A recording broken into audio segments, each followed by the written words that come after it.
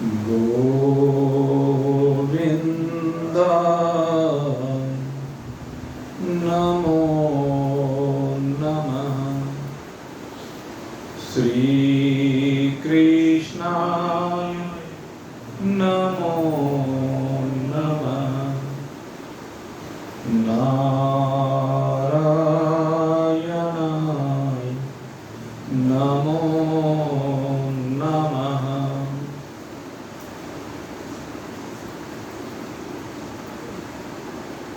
असंगता के शस्त्र को अपने हृदय में धारण करके संसार के संबंधियों और इस शरीर से संबंध विच्छेद करके अपने आप को अपनी वास्तविकता परमात्मा से जोड़ने के लिए नित्य निरंतर प्रयासरत जिज्ञासुवृत्त। कल भगवान श्री कृष्ण चर्चा कर रहे थे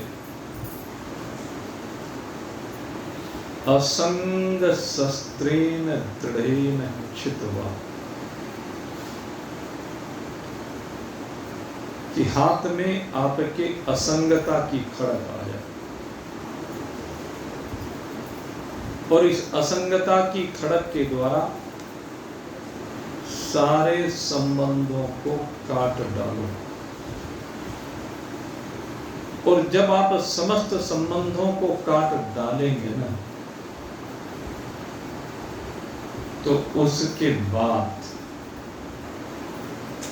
साधक को क्या करना चाहिए, इस बात की चर्चा अब इस दिव्य मंत्र में प्रारंभ हो रही है। कई बार इसके एक अंश को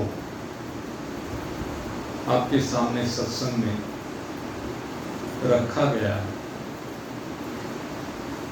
आज पुनः इसके ऊपर विशेष रूप से चर्चा करने का प्रयास करेंगे। ततः पदं तत् परिमार्गितव्यम् यस्मिन् गता न निवर्तन्ति भूयः तमेव चाद्यं पुरुषं प्रपत्ति यतः परवृत्ति परस्त्रिता पुराणी। ततः पदं तत् परिमार्गितव्यम्, कहते हैं जब असंगता के द्वारा संबंधों को काट दिया जाए, अर्थात जीवन में वैराग्य कूट कूट करके बढ़ जाए। न इस लोक के भोगों की कामना हो, न लोगों की कामना हो, न भोगों की कामना हो, न लोगों की कामना, न शरीर के रहने की कामना हो, न बिछुड़ने की कामना, न उस लोक में जाने की कामना हो, न इस लोक में रहने की कामना। यही लोक से लेकर के परलोक तक समस्त भोगों के प्रति बिल्कुल निष्प्रह हो जाए, कोई स्प्रह ना रहे किसी भी भोग में। कहते कब संभव है? कहते जब जन्म जन्मांतर की वासनाओं को, उसके सूक्ष्म से सूक्ष्म अंश को भी जला करके भस्म कर दिया। अगर जरा सी भी जड़ रह गई ना, तो जड़ फिर से स्फुरित होकर के संसार का निर्माण कर देगी। इसलिए कोई भी वासना ना, वासना विवर्जिता येन वक्तव्यं च निरामय वर्तमानेषु वर्तते वकारं तस्य लक्षणम्। वासना विवर्जिता है, वासनाएं पूरी तरह से निवृत्त हो जाए। और वक्तव्यम च निरामय, जो भी वाणी से निकल रहा है वो रोग मुक्त हो जाए। जब भी कोई शब्द इस वाणी से निकले तो यथार्थता का बोध कराने वाला है। ऐसा नहीं होना चाहिए कि सामने कोई आता दिखे और बस जो उसके मन को अनुकूल लगता है वही बोलने लगे। नहीं, अरे क्या बोलना, किसको बोलना, किस लिए बोलना, चिंतन करो। ये जो क्या होता है, एक लोक व्यवहार में सत्संग करते करते लोग, कोई व्यक्ति आ जाए, सत्संग को रोक के उससे हालचाल पूछने लगे। तेरा ध्यान सत्संग में है कि उसमें है? सत्संग कर, तेरा काम सत्संग करने का। ये लोक व्यवहार निभाने का समय नहीं है सत्संग के समय। ये निरामय वक्तव्य है। और जब उसको प्रसन्न करने के लिए कि भक्त रोज आता रहे सत्संग में, इसलिए उसका हालचाल पूछा जाए, उसके परिवार का हालचाल पूछा जाए, उसके रोजगार का हालचाल पूछा जाए, तो ये आमय संयुक्त वक्तव्य है। ये रोग युक्त वक्तव्य है, रोग मुक्त नहीं। अच्छे के बारे में या बुरे के बारे में जानना, यही रोग है। ना अच्छा जानना ना बुरा जानना, अच्छे और बुरे दोनों की सीमा से बराबर। वक्तव्यम चलेगा। और वर्तमानेषु वर्तते नित्यम, जो नित्य ही केवल वर्तमान में वर्तता है, न भूत का चिंतन करता है न भविष्य की चिंता करता है। वर्तमान में जैसे गाड़ी प्रकृति के गुण चला रहे हैं, उसी दिशा में गाड़ी को ले जाता है। जैसे भगवान जैसा चाहते हैं वैसा कह दिया जाता है। यद्यपि भगवान किसी से कुछ नहीं चाहते, भगवान नहीं कुछ भी चाहते। जो चाहते हैं जीव चाहते हैं, और जीव अपनी चाहत को भगवान की चाहत बता देते हैं। तो अब हम उसी ओर चलें। ततः पदम तत् परिमार्गितम्, कहते हैं हमारे पग उस मार्ग पर आगे बढ़ने चाहिए, उस रास्ते की ओर जाने चाहिए। कौन से रास्ते की ओर? कहते हैं जिस रास्ते पर चल करके यस्मिन् गता न निवर्तन्ति भूयः, कहने लगे वो रास्ता जिससे आप अपनी मंजिल को प्राप्त करें। और कौन सी मंजिल को प्राप्त करें?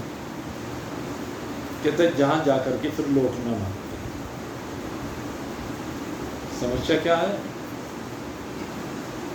यहां से जाने के बाद फिर से लौट करके चले आते, ये सबसे बड़ी समस्या है। कहते लौटने की बात ना हो, जाने की बात ना हो, यहीं पर मुक्त हो जाए तो उस मार्ग की खोज करनी चाहिए।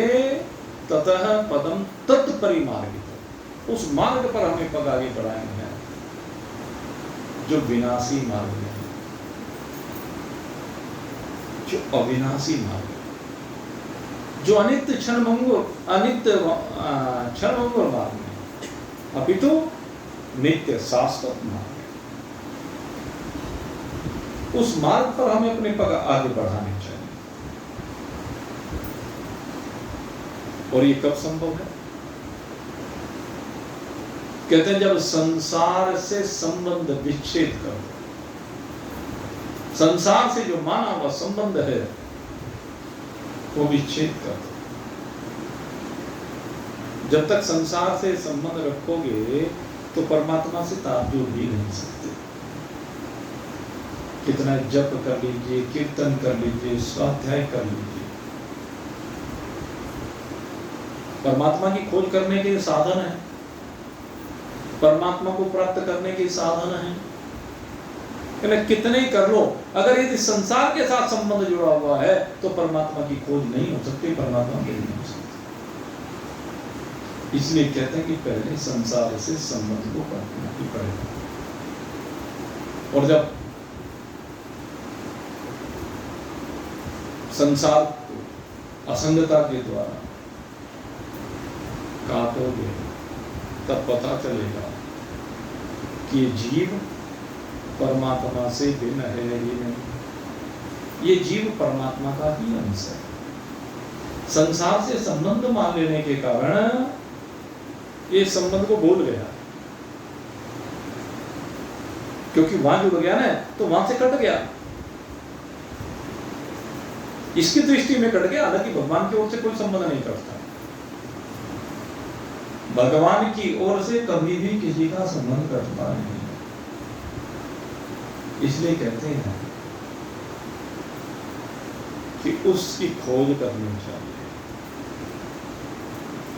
भूल को मिटाने का प्रयास करना चाहिए। जिस समय भूल मिटती है ना तो यही बहुत होता है। अगर साकार रूप से कहूं तो मैं भगवान का हूं, और निराकार रूप से कहूं तो अहम ब्रह्मास्मि, दोनों बात। साकार रूप में ईश्वर अंश जीव अविनाशी, और निराकार रूप में अहम ब्रह्मास्मि। सब कुछ एक ब्रह्म ही है, ब्रह्म से भिन्न और कुछ है ही नहीं। तो हमें इस पद की खोज करनी जिसमें अहम ब्रह्मास्मि का भाव है। साधक के लिए भजन करना बहुत जरूरी है। साधक को भजन करना बहुत जरूरी है, क्योंकि भजन से ही तारतम्यता जुड़ती है। लेकिन कहते हैं भजन करना तो जरूरी है, लेकिन भजन से परमात्मा प्राप्त हो जाएंगे ये मानना गलत है। बड़ी विचित्र बात। भजन से परमात्मा प्राप्त हो जाएंगे, हम सोच लेते हैं कि हमें भजन से ही परमात्मा मिल जाएंगे, तो कहने लगे ये ठीक नहीं है, क्योंकि मैं भजन का करने वाला हूँ, मैं इतना भजन कर रहा हूँ, तो ये अहंकार आ जाता है। और इस अहंकार को अगर मिटाना है तो अपने अंदर भाव को परमात्मा के प्रति समर्पित करना पड़ेगा कि मैं भगवान का हूँ। जब ये रहेगा कि मैं भगवान का हूँ तो मैं करने वाला हूँ ही नहीं भजन, मैं भजन करने वाला नहीं हूँ। जब मैं परमात्मा का हूँ तो फिर भजन की आवश्यकता कहाँ रही? भजन में अहंकार हो जाता है। भजन भी ऐसी चीज है, उसमें भी अहंकार जुड़ा रहता है। मैं तो रोज इतनी माला करता हूँ भाई, मैंने तो रोज का नियम बना रखा है भाई, चाहे कुछ ही हो जाए, मैं अपने नियम को जरूर पूरा करता हूँ। ये क्या है? ये उसका अहम बोल रहा है। ये उसे परमात्मा की प्राप्ति नहीं कराने देता, ये उसकी परमात्मा प्राप्ति में बाधक है। वो भूल जाता है कि साधनों के द्वारा परमात्मा को खरीदा नहीं जा सकता।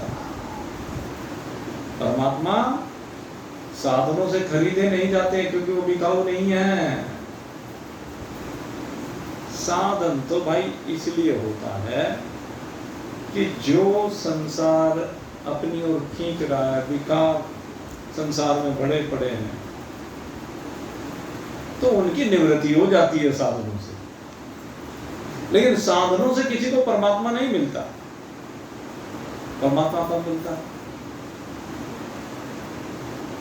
परमात्मा को अगर पाना है तो कहते हैं परमात्मा तो परमात्मा की कृपा से ही मिलता है, केवल कृपा से मिलता। साधन जन्य परमात्मा नहीं है। इसलिए जब हम खोज करें, साधन करें, तो अहंकार नहीं होना चाहिए कि मैं साधन का करता हूं। साधन स्वतः ही होते हैं। प्रकृति ऐसी होती है कि स्वतः भजन होने लगता है। और भजन ऐसा ही होना चाहिए कि मैं परमात्मा का हूं। जब भजन की बात करते हो सगुण साकार की बात की जाती है। सगुण साकार का जब भजन होता है तो मैं परमात्मा का हूं, ईश्वरम से जीव अविनाशी। ये ईश्वर का अंश है, ये अविनाशी जीव। ममैवांसो जीव लोके जीव भूषणाधन। ये जीव इस संसार में मेरा ही अंश है, भगवान कहते हैं। तो ये जीव भगवान का ही अंश है, भगवान से विलग किसी दूसरे का अंश नहीं है। तो अंश सदा अंशी की ओर दौड़ता है। जैसे पहाड़ों से उत्पन्न होने वाली जितनी भी नदियां हैं, वो सब कहां दौड़ती हैं? समुद्र की ओर दौड़ती है। दुनिया की किसी भी नदी का प्रवाह देख लीजिए, वो सब समुद्र की ओर दौड़ना चाहती है, क्योंकि नदियां अंश हैं और समुद्र अंशी है। इसलिए नदियां समुद्र से मिलना चाहती हैं और समुद्र से मिल करके उसके साथ एक रूप हो जाना चाहती है। ये वास्तविकता है मेरे मित्रों। और एक रूप होकर के क्यों एक रूप पढ़ते? कहते यस्मिन गता निवर्तन्ति भूया। कहने लगे अब की बात ऐसा करके जाओ। मेरे गुरुदेव कहा करते थे इस बात को कि भाई अब की बात ऐसा करके जाओ कि फिर लौट के आना ना पड़े। यस्मिन गता निवर्तन्ति भूया। अब की बार वापस नहीं आना है। जैसे समुद्र में जाकर के मिला हुआ नदी का जल और जल की बूंदें समुद्र में जाकर के फिर वापस लौटती नहीं है, वो समुद्र ही हो जाता। ठीक इसी प्रकार से परमात्मा में गया हुआ जीव फिर लौट करके आता नहीं है। सगुण साकार में गया हुआ जीव भी नहीं लौटता है, और निर्गुण निराकार में तो न आने की बात है, न जाने की। जब आने जाने की बात ही नहीं तो फिर लौटना जाना ये कहाँ रहा? कहते वो लौटने की बात नहीं रहती। निर्गुण निराकार जो हमारा स्वरूप है, उसमें तो सदा अहम ब्रह्मास्मि विभाग, अयम आत्मा ब्रह्म। लेकिन जल की बूंद, ये नदियां समुद्र के साथ मिलकर के एक रूप होती है। हमारा प्रयास यही होना चाहिए, इसी तत्व की खोज करनी है कि कैसे हो जाए। ततः पदम तत्परिमार्गितव्यम्। अब हमें उस मार्ग की खोज करनी है, उस मार्ग पर आगे बढ़ना है, वो रास्ता चुनना है। यस्मिन् गता न निवर्तन्ति भूय। जिस पर जाकर के फिर संसार सागर में लौटना नहीं पड़ता है। ऊंची नीची योनियों में आना जाना नहीं पड़ता है। शरीर भिन्न भिन्न प्रकार के धारण करने नहीं पड़ते हैं। सीधा सा विषय। कहते ये सब चीजें इनसे बाहर निकल जाता है। क्यों? क्योंकि इस स्थिति में वो परमात्मा की शरण को प्राप्त हो जाता है। शरण तमेव चाध्यम पुरुषम प्रपद्ये, जो सबका आदि है। परमात्मा सबका आदि, तमेव चाध्यम पुरुषम प्रपद्ये। तो हम अपने आप को उस पुरुष को समर्पित कर देते हैं, उसकी शरणागति को प्राप्त हो जाते हैं। और भाई भक्ति मार्ग में तो विशेष रूप से ये कहा गया है,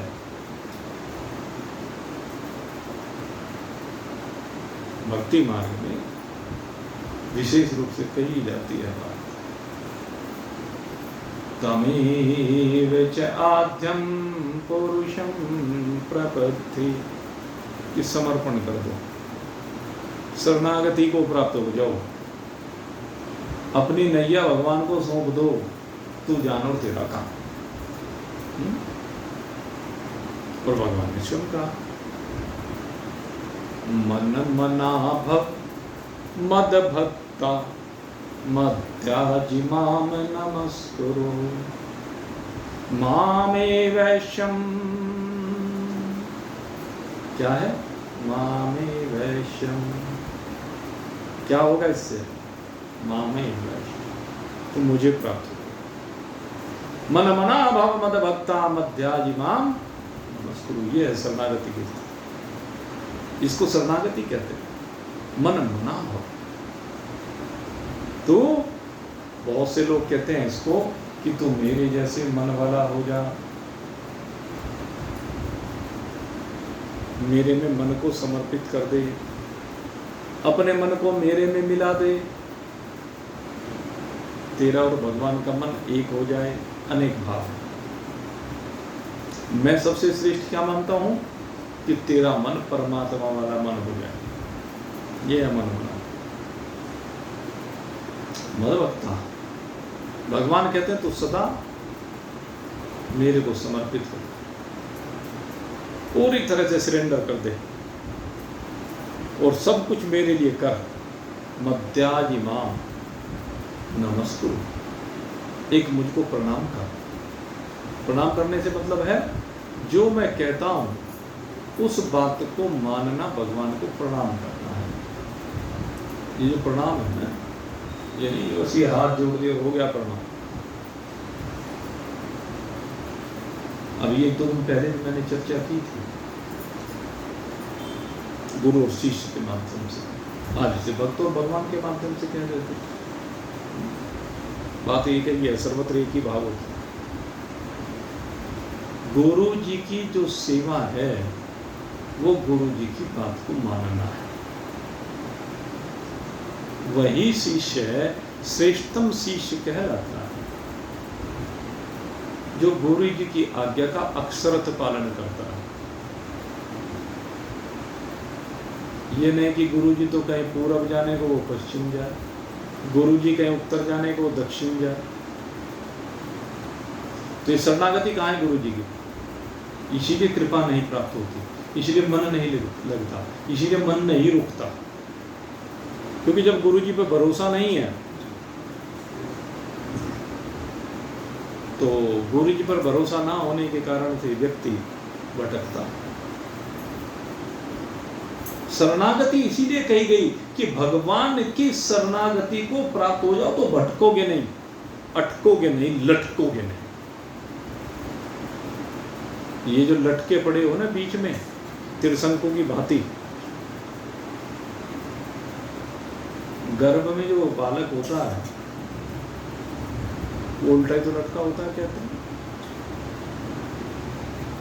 गर्भ का बालक उल्टा लटका हुआ है, त्रिशंकु उल्टा लटका हुआ, न स्वर्ग में न नरक में, दोनों के बीच में है। गर्भस्थ बालक की भी यही स्थिति है, न स्वर्ग में न नरक में, बीच में पड़ा हुआ, फंसा हुआ। लेकिन वो फंसना नहीं। अगर संपूर्ण समर्पण है, अगर भगवान की बात को अक्षरत माने, उसमें अपने भाव मत जोड़े। समस्या क्या आती है? हम अपने भाव जोड़ देते, इसी कारण से बीच में लटकना पड़ता। शरणागति में कहते हैं कि दूसरा भाव जोड़ना ही नहीं है। दूसरा भाव जोड़ते ही गड़बड़ हो जाती है। तमेव च आद्यं पुरुषं प्रपद्ये, कहते केवल आश्रय हो तो केवल एक भगवान का आश्रय, संसार का आश्रय नहीं। जब हम संसार का आश्रय लेते हैं तो संसार का आश्रय तो कैसा है? एक आदमी समुद्र में, भाई नाव में कह लीजिए, जहाज में कह लीजिए, वो यात्रा कर रहा था और यात्रा करते करते भाई फंस गए बीच में, नाव उलट गई। अब जब नाव उल्टी, अब क्या करे, बाहर कैसे निकले? अब समंदर में से बाहर तो निकल नहीं सकता। इतने में क्या हुआ कि एक मगरमच्छ देखा उसने कि उसके पैर के नीचे मगरमच्छ आ गया, तो उसने उस मगरमच्छ को ही पकड़ लिया। आश्रय लिया तो किसका लिया? मगरमच्छ का आश्रय लिया। कुएं में से निकले, खाई में गिर गए। कुएं में से निकल करके खाई में गिर गए। तो कहते हैं जो संसार का आश्रय है ये मगरमच्छ के आश्रय के समान है, जो उसको जिंदगी खा जाता है, चबा जाता है। संसार का हाल यही है। संसार आपको चबाने के लिए बैठा हुआ है, निकलने के लिए बैठा हुआ है, खाने के लिए बैठा हुआ है। संसार आपका खून पीने के लिए बैठा हुआ है। अब आपको देखना है, आपको उसका आहार बनना है कि नहीं बनना है। इस शरीर को उससे चबवाना है क्या, इस शरीर को उसे निगलवाना है क्या, ये तो आपको देखना पड़ेगा। जो नहीं चाहते कहते हैं उन्हें उसका आश्रय लेना चाहिए जो नित्य है। अनित्य का जब आश्रय लेंगे तो अनित्य की ओर लेकर जाएगा, विनाशी तो विनाशी की ओर लेकर जाएगा, क्षणभंगुर तो क्षणभंगर की ओर लेकर जाएगा। इसलिए कहते हैं आश्रय लो तो एक उसका लो जो नित्य है। आश्रय उस नित्य परमात्मा का लो। जो नित्य परमात्मा का आश्रय लेते हैं बेड़ा पार हो जाता। तो यहां यही बात कह रहे, तमेव च आद्यम पुरुषम प्रपद्ये। जब आपको परमात्मा को पाना है, आपकी इच्छा ये है, उस मार्ग पर बढ़ रहे हो, ततः पदम तत्परिमार्गितव्यम। हमें उस मार्ग पर बढ़ना चाहिए जहां जाकर के फिर लौटना पड़ना पड़े। तमेव च आद्यम पुरुषम प्रपद्ये यस्मिन् गत्वा न निवर्तन्ति भूयः। जहां जाकर के फिर लौटना ना पड़े तो किसकी शरण को लें? भगवान की शरण। तो हमें प्रयास करना चाहिए, हमें बारंबार प्रयास करना चाहिए, हरि से मिलने का प्रयास करना चाहिए, परमात्मा से मिलने का प्रयास करना चाहिए। और परमात्मा से मिलने के लिए परमात्मा का ही आश्रय लो, उसके नाम का सहारा लो। ये परमात्मा का आश्रय है। और नहीं तो भाई संसार की बात तो ऐसी है भाई, अगर संसार का आश्रय लोगे तो वहां बड़ी बरकत है, फिर हरि से मिलन कैसे हो? मेरा हरि से मिलन कैसे हो, मेरा हरि से मिलन कैसे हो। गली तो चारों बंद हुई, मेरा हरि से मिलन कैसे हो।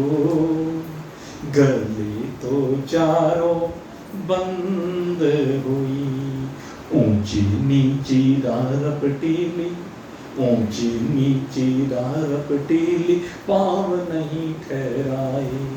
जब राह ऊंची हो, नीची हो और रिपटन हो, बड़ा खतरनाक होता है। हमने देखा भाई, एक बार क्या हुआ, हम वैष्णो देवी गए, और वैष्णो देवी जब सर्दियों की बात है, लोहरी की बात कह लीजिए, तो लोहरी वाले दिन माता के दर्शन करने के बाद हम भैरव देव की चढ़ाई पे चढ़ गए। अब जैसे भैरव की चढ़ाई पर चढ़े, बर्फ पड़ने लगी भाई। अब लेकिन भैरव की चढ़ाई पे तो क्या ऊपर टिन शेड है पूरे रास्ते। अब पूरे रास्ते जो टिन शेड है, तो वहां कुछ पता नहीं चला, बर्फ पड़ी हुई थी, अच्छी लग रही थी सबको। अब वहां भैरव बाबा के दर्शन करें। अब शाम होने को थी, तो भैरव बाबा से नीचे आना था, और भैरव बाबा से नीचे अर्धकुंवारी तक का जो रास्ता है, क्योंकि वो मेन रास्ता नहीं है, वो मेन रास्ता नहीं है, तो वहां से कम लोग जाते हैं। वो नीचे वैष्णो देवी से बहुत से लोग तो वहीं भैरव देव को नमन करते हैं और नीचे वहीं से निकलते, तो ज्यादातर लोग उसी रास्ते से जाते हैं, उससे लोग कम जाते हैं। अब या तो हम भैरव देव से नीचे पहले वहां आए, फिर वहां, तो लंबा रास्ता हो जाए। हमने सोचा भाई चलो हम तो इसी से चलेंगे, जितनी बार भी हम तो उसी से आए, फिर वापस लौट कर। और वो रास्ता भी खड़ा सा है। अब बर्फ पड़ी हुई थी, बर्फ जब पड़ी हुई थी तो वो बर्फ पड़ने उसके बाद बंद हुई, वो धीरे धीरे बंद हुई, तो वहां पर फिसलन हो गई। एक एक पग इतना संभाल करके रखना पड़ता था, क्योंकि जब आप ढलान पर होते हैं, वहां सारा ढलान है, और ऊपर से बर्फ पड़ी हुई, गीला, फिसलन हो जाती। तो संसार में यही है भाई, संसार की राह ऐसी है। संसार में फिसलन ही फिसलन है। किसे देख के फिसल जाओ, किसे देख के रपट जाओ, कुछ पता नहीं। हकीकत यही है। चाट की दुकान को देख के वहां जीभ में वो कहते हैं ना, वो पानी आ जाना मुंह में, ऐसा ही है खेल भाई। अब बड़े बड़े ऋषि मुनि रिपट गए भाई। विश्वामित्र जैसा तपस्वी जिसने स्वर्ग तक का निर्माण कर सकता था, मेनका को देख करके फिसल गए। पराशर जैसे तपस्वी, पराशर कोई साधारण थोड़े ना है, वो ब्रह्मा जी के, वशिष्ठ जी के, कह लीजिए वशिष्ठ जी के पौत्र लगते हैं, ऐसे पराशर ऋषि बड़े तपस्वी हैं। कितने तपस्वी के दिन को रात बना देते, लेकिन सत्यवती को देख के रिपट गए, कोई भरोसा नहीं। और संसार में तो भाई सब जगह यही है, ऊंची नीची रारपटेली यही तो है। कभी शब्द को देख के रपट जाओ, कभी स्पर्श को देख के रपट जाओ, कभी रूप को देख के, कभी रस को देख के, कभी गंध को देख के, कौन कहाँ रपट जाए कुछ पता नहीं। ऊंची नीची रारपटीली, ऊंची नीची राह रपटीली, पाँव नहीं ठहराए। सोच सोच पग धरूं जतन से, सोच सोच पग धरूं जतन से, बार बार डिग जाए। गली तो चारों बंद हुई, गली तो चारों बंद हुई, मेरा हरि से मिलन कैसे हो। गली तो चारों बंद हुई। ये तो संसार की बात है। अब इससे बचो, फिर परमात्मा की ओर बढ़ो। परमात्मा ऊंचा नीचा महल पिया था, वो भी ऐसे थोड़ा ना मिलता है। ऊंचा नीचा महल पिया का, मोह से चढ़ो न जाए। ऊंचो नीचो महल पिया का, मोह से चढ़ो न जाए। पिया दूर पंत मारो जीनो, पिया दूर पंत मारो जीनो, पिया दूर पंत मारो जीनो, सूरत झकोला खाए। गली तो चारों बंद हुई, गली तो चारों बंद हुई, मेरा हरि से मिलन कैसे हो। गली तो चारों बंद हुई, कोस कोस पर पहरा बैठा, कोस कोस पर पहरा बैठा, पैंड पैंड बटमार। कोस कोस पर पहरा बैठा, पैंड पैंड बटमार। हे विधना कैसी रच दीनी। बार बार प्रारब्ध आके झकझोरता है, झकझोर देता है, प्रारब्ध के झटके लगते हैं, बनी हुई बात बिगड़ने लगती है। हे विधना कैसी रच दीनी, हे विधना कैसी रच दीनी, दूर बसायो मारो गाँव। हे विधना कैसी रच दीनी, दूर बसायो मारो गाँव। गली तो चार बंद हुई, गली तो चारों बंद हुई, मेरा हरि से मिलन कैसे हो, मेरा हरि से मिलन कैसे हो। गली तो चारों बंद हुई, मीरा के प्रभु गिरधर नाग, मीरा के प्रभु गिरधर नाग, सद्गुरु दैवनाग। मीरा के प्रभु गिरधर नाग, सद्गुरु दैवनाग। और जुगों जुगों से बिछड़ी मीरा, जुगों जुगों से बिछड़ी मीरा, घर में लीनी लाल। जुगों जुगों से बिछड़ी मीरा, घर में लीनी राय। गली तो चारों बंद हुई, गली तो चारों बंद हुई, मेरा हरि से मिलन कैसे हो, मेरा हरि से मिलन कैसे हो।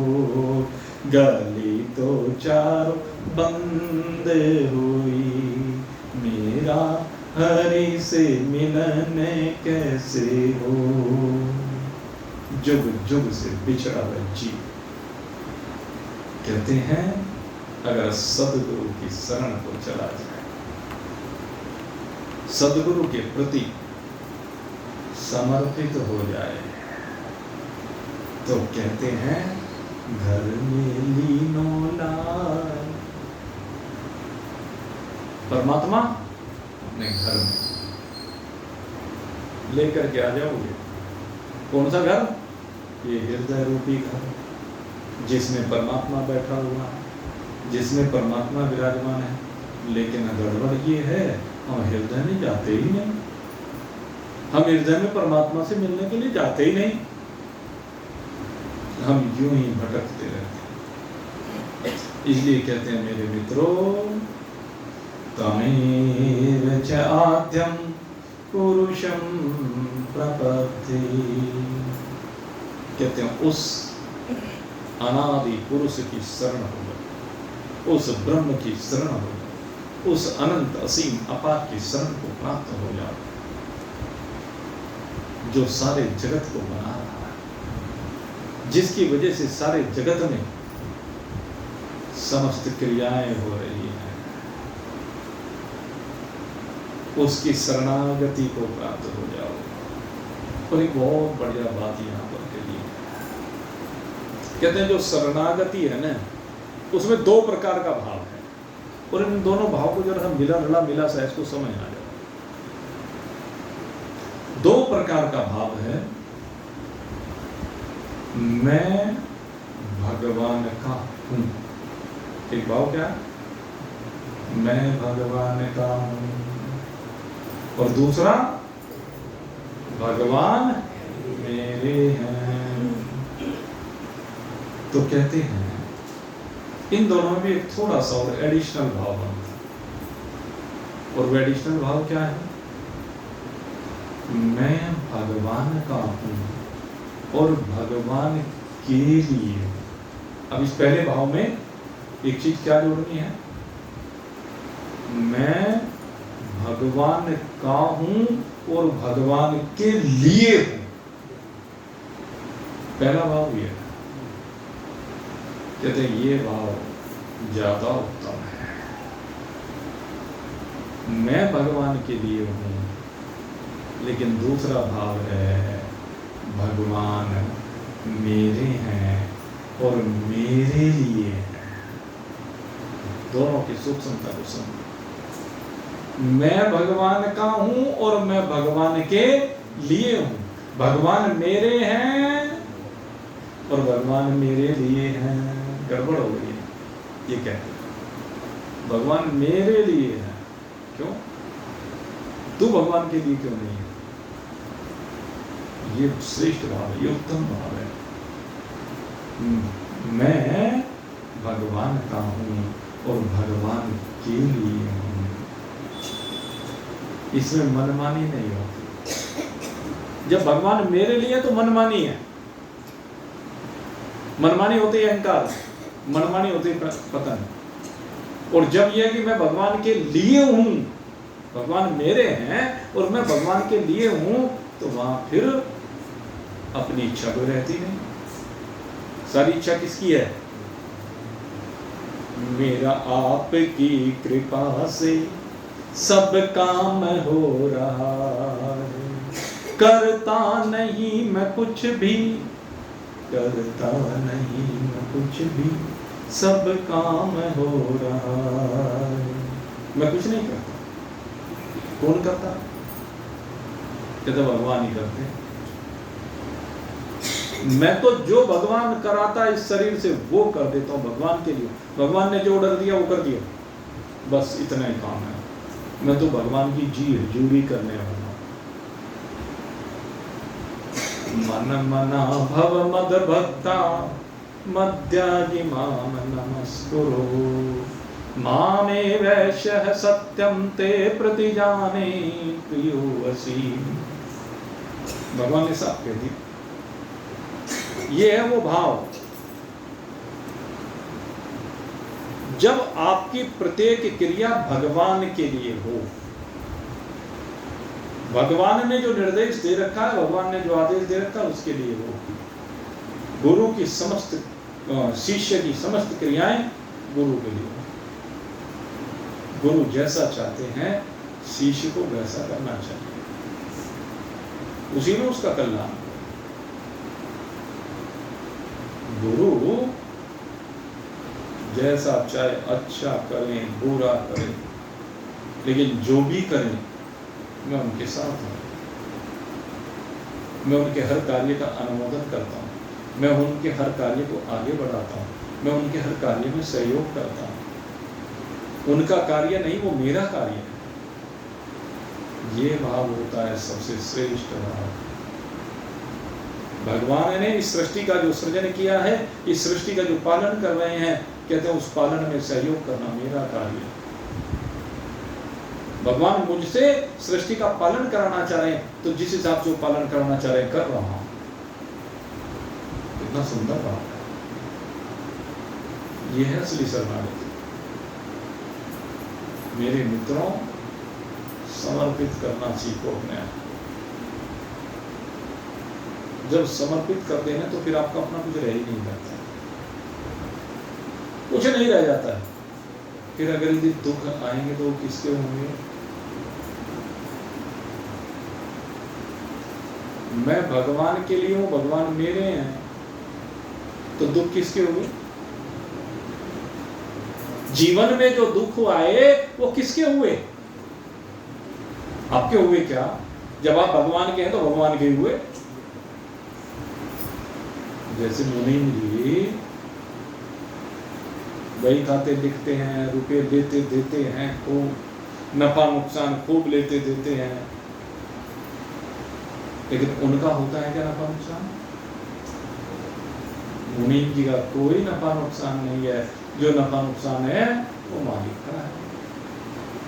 तो ऐसे जब मेरा मुझे है ही नहीं, मैं तो भगवान के लिए बैठा हुआ हूं यहाँ, भगवान जो काम सौंपते हैं वो कर देता हूं, तो नफा नुकसान किसका?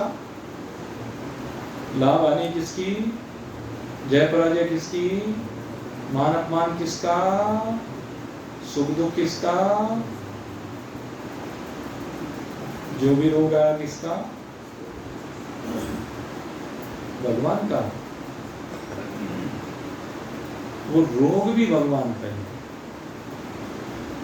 भगवान का योग, भगवान का रोग, सब भगवान का।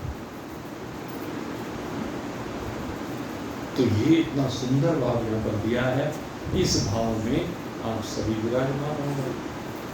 हम तो यही चाहते हैं कि तमेव च आद्य पुरुषम प्रपत्ति, उस परम पुरुष की शरण को ग्रहण करो।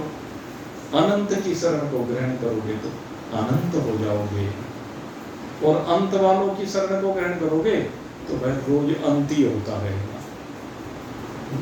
असीम की शरण को ग्रहण करोगे तो सीमाएं सब पीछे छूट जाए। सर्वभूमि गोपाल की जा में अटक कहा, जा में अटक है सोई अटक रहा। ये सारी भूमि गोपाल की तो मेरी है, क्योंकि मैं गोपाल का हूं ना।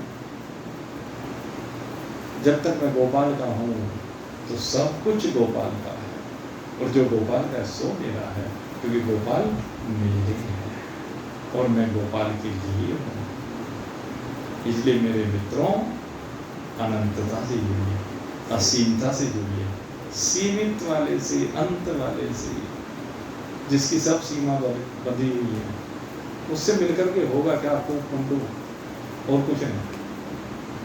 इसलिए अनंतता में आइए और आनंद मनाइए। आप सभी के लिए बहुत बहुत शुभकामना करते हुए अब यहीं पर आज के सत्संग को विश्राम। बोलिए सच्चिदानंद भगवान की।